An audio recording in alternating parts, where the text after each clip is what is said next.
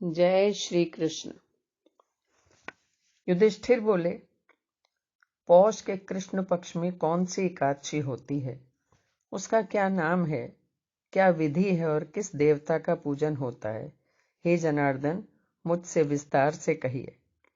श्री कृष्ण बोले, हे राजन, आपके स्नेह के कारण मैं कहता हूं।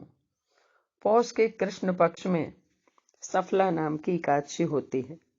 इसके नारायण अधिदेव हैं, विधि पूर्वक उनका पूजन करना चाहिए। जो सदा एकादशी व्रत करते हैं वे हमेशा मेरे प्रिय हैं।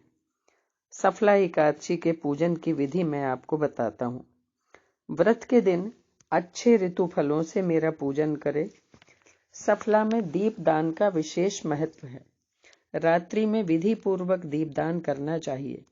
जब तक नेत्र खुले रहें तब तक एकाग्र चित्त से रात्रि में जो जागरण करे उसके पुण्य का फल सुनिए। उसके समान न तो यज्ञ है, न तीर्थ है, न संसार में कोई व्रत है।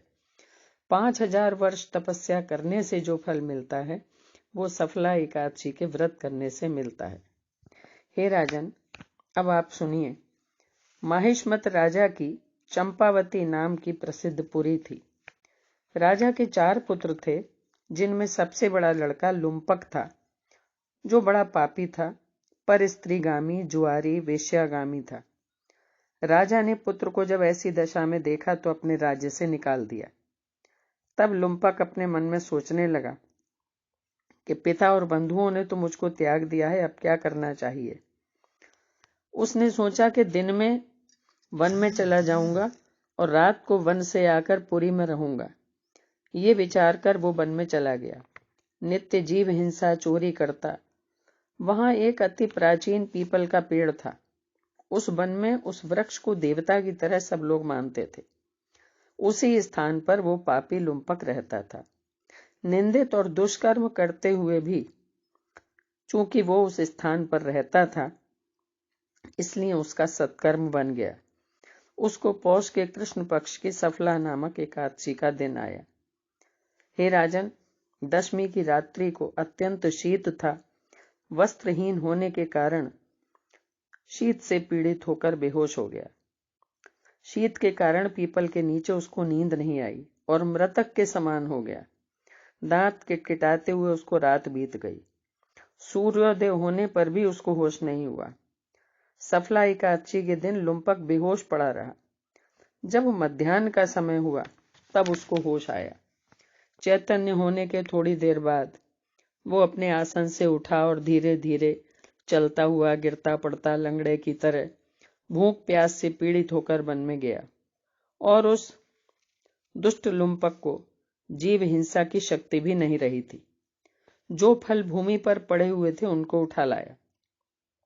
जब तक वो आया सूर्य अस्त हो गए। हे तात, अब क्या होगा, ऐसा कहकर दुखी होने लगा। वो सारे फल पेड़ के नीचे रख दिए। रात में उसको फिर नींद नहीं आई। इससे उसका जागरण हो गया।